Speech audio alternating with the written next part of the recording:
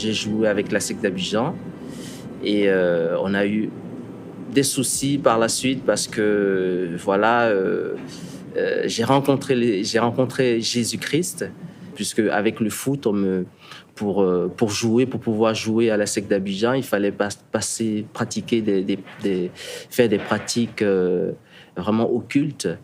Et j'étais entre deux, je ne savais pas trop. Et même un moment, j'ai été voir un marabout.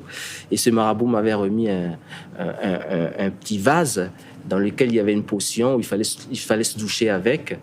Et donc, j'ai arrêté et j'ai vraiment donné ma vie à Jésus, mon épouse et moi, c'est qu'elle est devenue mon épouse. On s'est fait baptiser et ça a été comme le jour et la nuit.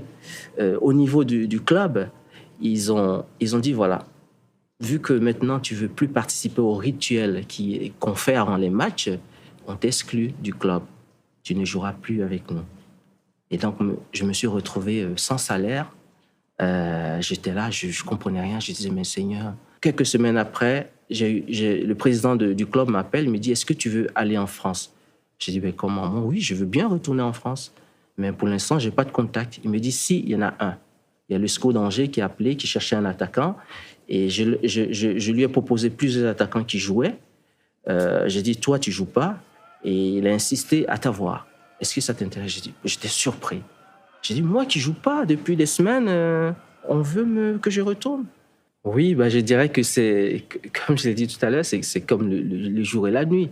Parce que avant, quand je faisais ces choses, ces rituels, je me sentais mal, j'étais angoissé de l'avenir et toute la peur, la crainte et tout ça, ça a disparu. Et donc, je me suis dit, mais voilà ce que je cherchais, c'est de cet amour-là que je voulais. Il n'y a pas mieux que Jésus. Hein. On peut aller sur la lune, aller faire des pèlerinages à gauche, à droite. On ne trouvera rien. C'est Jésus. Quels que soient les moments difficiles qu'on peut passer, si on s'appuie sur Jésus, il nous aide.